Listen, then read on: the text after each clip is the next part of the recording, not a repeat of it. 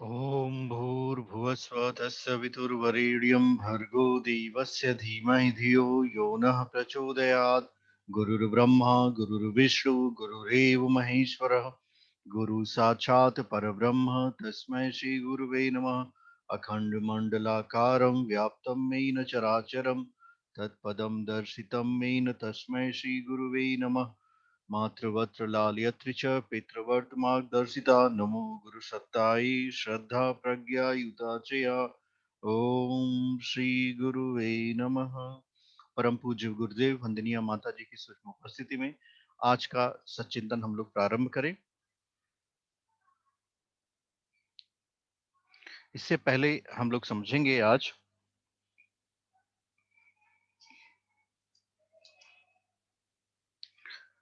आत्मबोध और तत्वबोध। यह सद्ज्ञान की दो धाराएं हैं। हिमालय से निकलने वाली पतित पावनी गंगा और तरणताड़ी यमुना की तरह है। आत्मबोध का अर्थ है अपने उद्गम स्वरूप, अपने उद्गम स्वरूप, उत्तरदायित्व एवं लक्ष्य को समझना, तदनुरूप दृष्टिकोण एवं क्रियाकलाप का निर्धारण करना। तत्वबोध का अर्थ है शरीर, उसके उपयोग और अंत के संबंध में वस्तु से परिचित होना, सांसारिक पदार्थों एवं संबंधित व्यक्तियों के साथ जुड़े हुए संबंधों में घुसी हुई भ्रांतियों का निराकरण कराना तथा इनके संबंध में बरती जाने वाली नीति का नए सिरे से मूल्यांकन करना। जीवन साधना का क्रम जो चलता है वो सारे दिन ही चलता है, पर उसका प्रारंभ शुभारंभ एक चिंतन पद्धति के साथ किया जाना चाहिए। इस पद्धति के तीन अंग हैं: जीवन के स्वरूप, उद्देश्य एवं उपयोग को समझना और उसके अनुरूप गतिविधियों का निर्धारण करना। हर दिन नया जन्म, हर रात नई मौत। सूत्र के अनुसार जीवन का श्रेष्ठतम उपयोग करने के लिए दिन भर की सारी कार्य पद्धति एवं मानसिक विचार पद्धति का निर्धारण करना, रात को सोते समय, मृत्यु के समय होने वाले वैराग्य का अनुभव करना। इन तीन चिंतन क्रम में से दो को प्रातः और तीसरे को रात्रि के सोते समय प्रयुक्त करना चाहिए। हर दिन प्रातः काल उठते ही बिस्तर पर बैठकर अपने आप से इस संबंध में तीन प्रश्न पूछें और उनके उत्तर भी स्वयं ही उपलब्ध कराने चाहिए, दोहराने चाहिए, ताकि जीवन का स्वरूप आरंभ करते हुए नित्य ही हमें एक नवीन ऊर्जा का अनुभव हो। अपनी दिशाएं ठीक रखने में इस बात का होता है। अपने आप से तीन प्रश्न पूछने जाने चाहिए। पहला प्रश्न: भगवान को सभी प्राणी समान रूप से प्रिय पात्र है। फिर मनुष्य को ही बोलने, सोचने, लिखने एवं असंख्य सुख सुविधाएं प्राप्त करने का विशेष अनुदान क्यों मिला? मनुष्य को हर दृष्टि से उत्कृष्ट स्तर का प्राणी बनाने में इतना असाधारण श्रम क्यों किया? इस प्रश्न का आप उत्तर अपने आप से पूछें। उत्तर एक ही हो सकता है: अपने उद्यान, इस संसार को अधिक सुंदर और सुव्यवस्थित बनाने के लिए परमेश्वर को साथी सहचरों की जरूरत पड़ी और अपनी क्षमता से सुसज्जित एक सर्वांगपूर्ण प्राणी मनुष्य इस प्रयोजन की पूर्ति के लिए भगवान ने बनाया। विशेष साधन सुविधाएं इसलिए दी कि उनके द्वारा वह ईश्वरीय प्रयोजनों की पूर्ति ठीक तरह कर सके। दूसरा प्रश्न दूसरा प्रश्न क्या पूछेंगे? आप अपने आप से पूछना चाहिए, जो सुविधाएं, विभूतियां, संपदाएं हमें उपलब्ध हैं, उनका लाभ यदि हम अकेले ही उठाते हैं तो इसमें क्या कोई हर्ज है?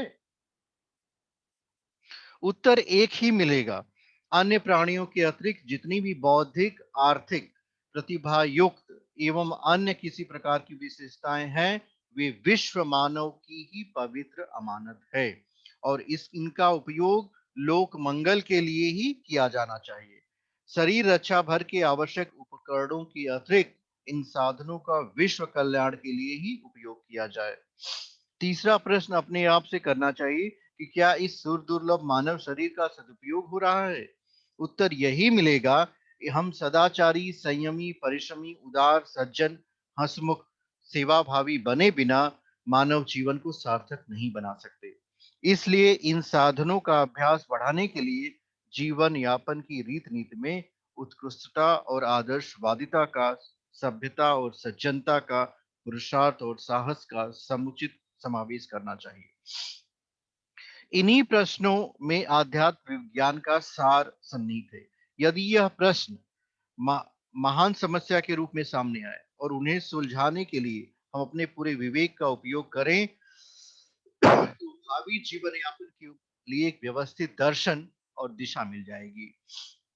हर दिन नया जन्म और हर दिन नई रात्रि, हर दिन नई मौत का सूत्र आत्मबोध और तत्वबोध की दोनों साधनाओं का प्रयोजन पूरा करता है। प्रातः नींद खुलते ही हर रोज यह भावना जागृत करनी चाहिए कि आज हमारा नवीनतम जन्म हुआ है और वह सोते समय तक एक रोज के लिए ही है। इस हर दृश्य से श्रेष्ठतम और आदर्श नीति अपनाते हुए आज का दिन हम रहेंगे। आजीविका उपार्जन, नित्य कर्म, पारिवारिक उत्तरदायित्वों का निर्वाह, स्वाध्याय आदि के क्रियाकलापों का समुचित समन्वय करेंगे। विश्राम के लिए रात्रि का ही समय पर्याप्त है। जल्दी सोना और जल्दी उठने की आदत डालनी चाहिए। समय का एक क्षण भी बर्बाद न जाने पावे और उसका उपयोग निरर्थक कामों में नहीं, वरन जीवन को सार्थक बनाने वाले निर्वाह की उचित आवश्यकता पूरी करने वाले कार्यों की प्रमुखता में हो। मनोरंजन के लिए, थकान दूर करने के लिए गुंजाइश रखी जा सकती है, किंतु गपशप, मटरगश्ती, आलस्य उंगने में बेकार समय न गंवाना पड़े, इसकी समुचित सतर्कता बरतनी चाहिए। समय ही जीवन है, यह सद्वाक्य हमेशा याद रखें। समय ही जीवन है। जितना आपके पास समय है वही आपका जीवन है, और समय ही आपका जीवन है। समय ही आपका जीवन है, यह सद्वाक्य अगर आप याद रखेंगे कि अगर हमारे पास समय है तो हमारे पास जीवन है, अगर आपके पास समय नहीं है तो समझ लीजिए आपके पास जीवन नहीं है। यह समय ही जीवन है, तो इस समय का हम सदुपयोग करेंगे। निर्धारित समय विभाजन को अनिवार्य अर्थ में समय का एक समुचित टाइम टेबल बना लें, उसका पालन करें।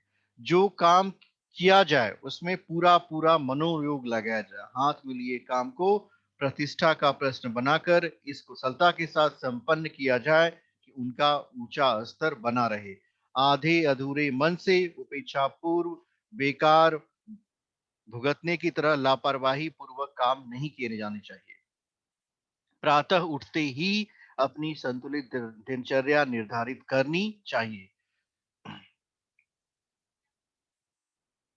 जब आप सब कामों को कर लें, निद्रा देवी की गोद में जाने की घड़ी आए, तब कल्पना करनी चाहिए कि एक सुंदर नाटक का अब पट्टाछेप हो चला।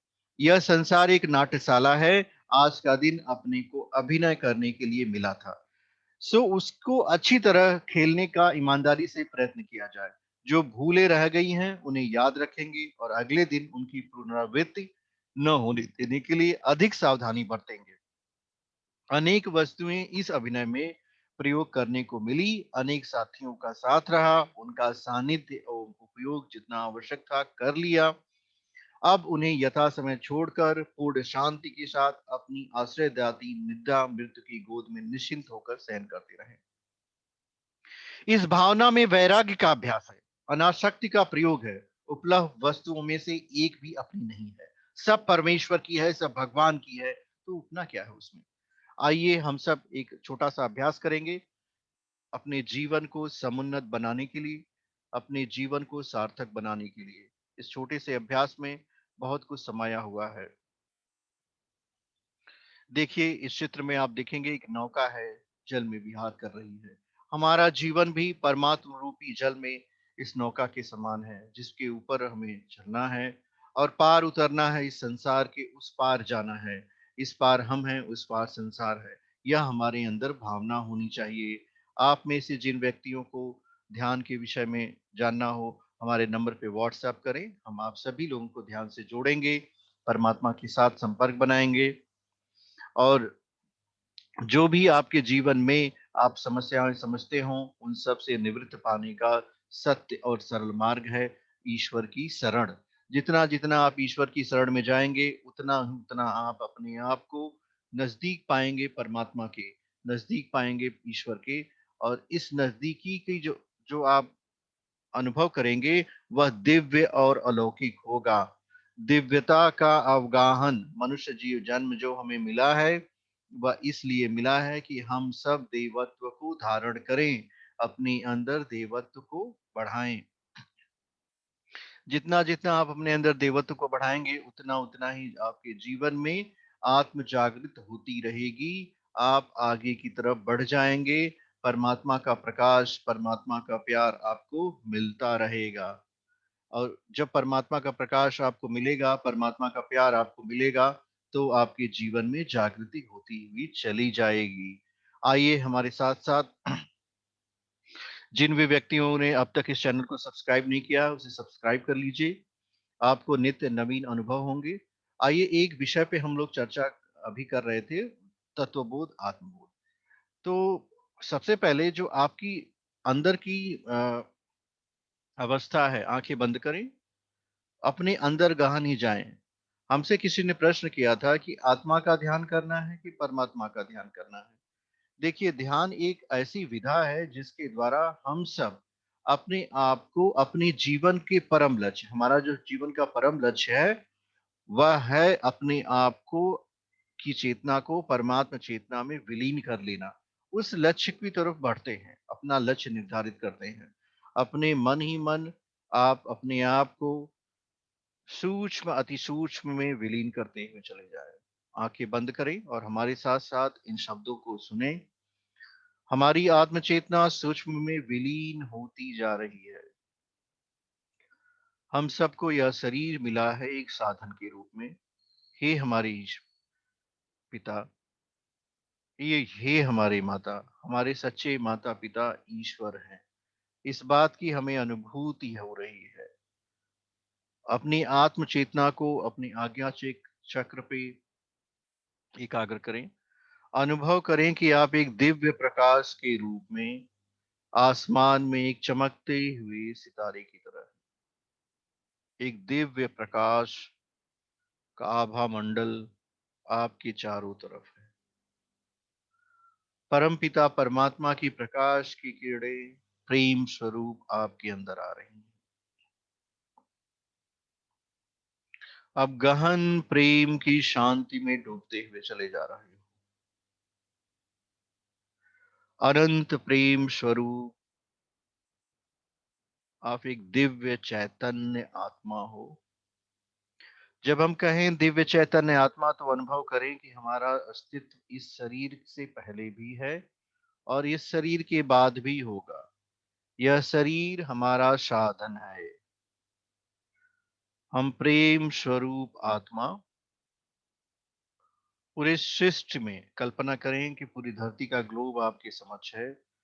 उन समस्त आत्माओं को प्रेम का प्रकाश फैलाएं। इसकी का प्रसार आप स्वयं के स्थान से करें। अपने घर में रहने वाले समस्त प्राणियों को प्रेम के प्रकंपन की भावना करें।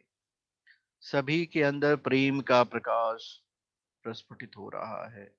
आपके द्वारा सबके ऊपर प्रेम की तरंगे फैलाई जा रही हैं। सभी आत्माओं के ऊपर आपका प्रेम का प्रकंपन फैल रहा है। अनंत दिव्य दृष्टि लेजर बीम की तरह उन समस्त आत्माओं के ऊपर प्रेम के प्रकंपन जा रहे हैं। इसी अवस्था में कुछ देर तक रुके। इस अभ्यास को आप 5 से 10 मिनट नित्य रोज करें। प्रेम का अभ्यास। मैं प्रेम स्वरूप आत्मा परमपिता परमात्मा के समक्ष बैठी हूँ।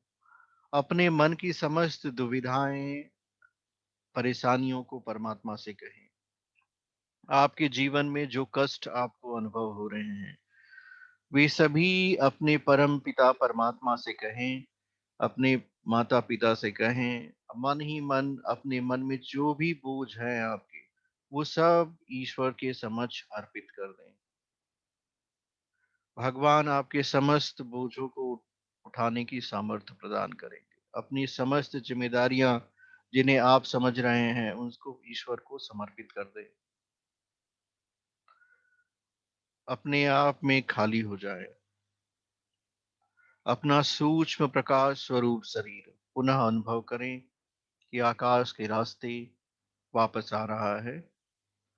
ब्रह्मरंध्र से आपके मन मस्तिष्क में पहुंच गया है। प्रकाश स्वरूप आपका शरीर पूर्णतः निरोगी स्वस्थ शरीर में प्रवेश कर रहा है। अपनी चेतना को मानसिक तल से पूरे शरीर का भ्रमण कराएं। अपने शरीर के विभिन्न अंगों का स्पर्श करें अपनी चेतना से और मन ही मन कहें कि हमारा स्वास्थ्य उत्तम हो रहा है। मन शांत, शरीर शांत, आत्मा शांत, चारों तरफ दिव्य शांति के प्रकंपन फैल रहे हैं। आपके शरीर में समस्त निरोगिता की किरणें आ रही हैं। पूरा शरीर निरोगी हो रहा है। परमात्मा का दिव्य प्रकाश आपके शरीर को मिल रहा है। आप दिव्यता को धारण करने वाले दिव्य आत्मा हो रहे हैं।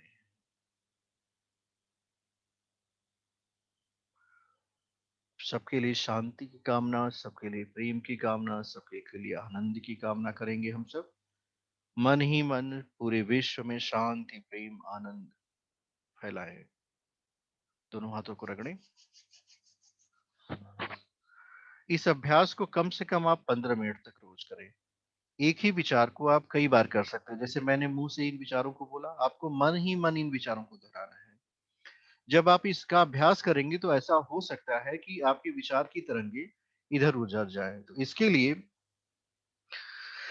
जब भी आप बैठे अपनी रीढ़ की हड्डी को सीधा रखें, मस्तिष्क को भी सीधा रखें, आंखें में बंद और समझ लें कि यह संसार एक गाड़ी की तरह था, ये शरीर आपकी एक गाड़ी की तरह था और आप इसको चलाने वाले हो।